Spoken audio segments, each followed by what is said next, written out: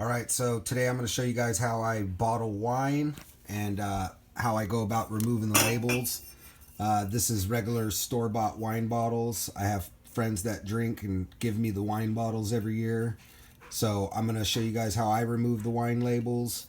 It's pretty simple. For the collars, I take a butter knife and I pull those off using the butter knife before I soak them. I got this little pot here I use to set them in, and then I fill it up with water using a pitcher with a tiny bit of Dawn dish soap. So I just fill it up and I let them soak with some hot water and some Dawn dish soap until the labels become soft, and then I'll show you guys how I peel them off. Be sure to fill up the inside of the bottles before you fill up the outside with plain water. It'll keep them from floating on you. This is a good trick right here to keep them from bouncing around inside of the pot. Just a tip. You could do the soapy hot water on the outside, but make sure the inside's just plain water. After you know they won't float, then you add the soapy water to the outside like this. Make sure it's good and hot. It'll help them come off a lot faster. Alright, while your labels are soaking to be removed, you guys should be soaking your corks. I just use a cup and any old bowl and get them all down in the water, and then make sure that the cup's resting on top of them so that they're all sitting deep down underneath the water. And that way they can soak up water before you go to use them and help them seal. Gets rid of all the air bubbles in them, and it takes a while, so you guys want to make sure you guys do this way ahead of time. But however you got to do it, make sure you get them soaking. Alright, so it's been about 24 hours, and all you got to do is grab a bottle and get a regular old butter knife like this. This serrated edge here will help you, and then they should just skim right off like this right here. So you're going to want to go through and take off all the labels and peel them off the best you can without messing up the bottles. This won't scratch it though, so this will work really good for you. But handle your bottles like that, and then we're going to give them one more good scrub before we fill them. Real quick, here's the corks. I just want to show you guys the color difference. Now that they soaked up some water, you can see how dark they've gotten compared to yesterday. And that's really going to help secure the seal. So before you guys start bottling, you want to make sure that they took up some water and soaked some up real good and turned darker. First, make sure you got your siphon hose, which is a couple of times the length of the bottle, at least 3 times. That helps. And then a piece of wire the length of the bottle plus, so that way you could hook it over the edge and it not fall down inside. And then you want to put a little bend in it like this right here. And this allows you to adjust this piece of wire up and down inside of here to keep you off the bottom depth.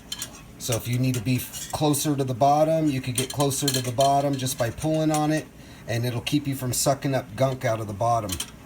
But you want to make sure this is really clean and soak it and wash it in hot water really good before you put it down inside of your bottle. That's what I'm going to do now.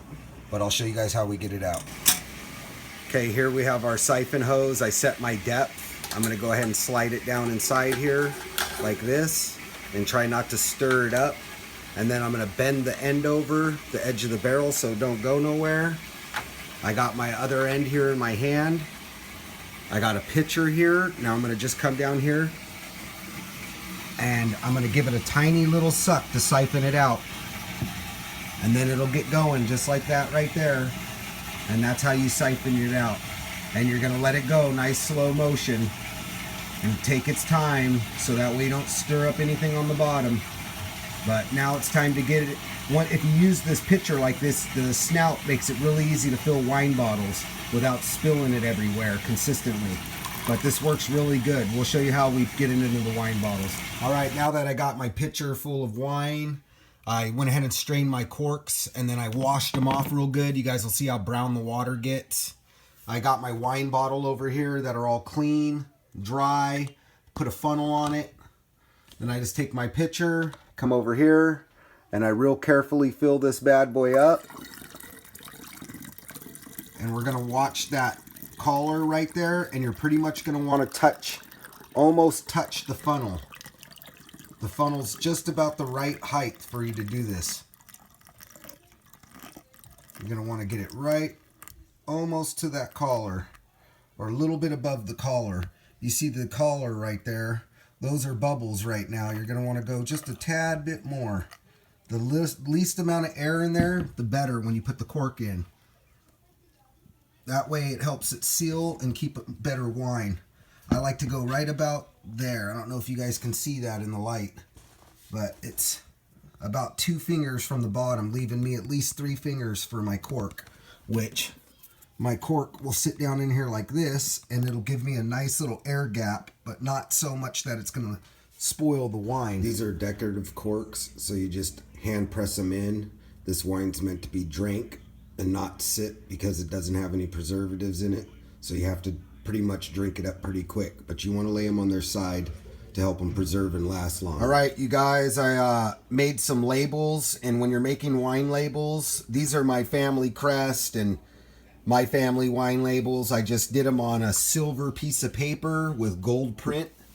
But when you're doing labels, you want to make sure that you do them 4 inches wide and at least 6 inches long. And you're going to do 2 of them.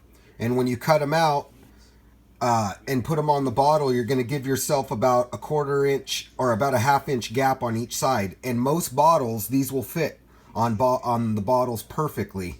There's a little bit of difference when you're reusing bottles in diameter size, the girth of the bottle.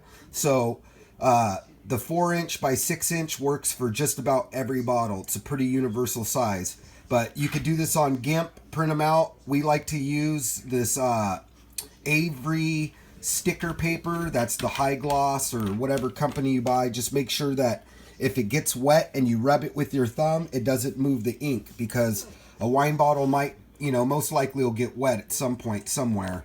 So you don't want the ink to run off and smear. But there's our labels. I'm going to go ahead and get them on bottles, and we'll get to that and show you guys what all of it looks like when we're done.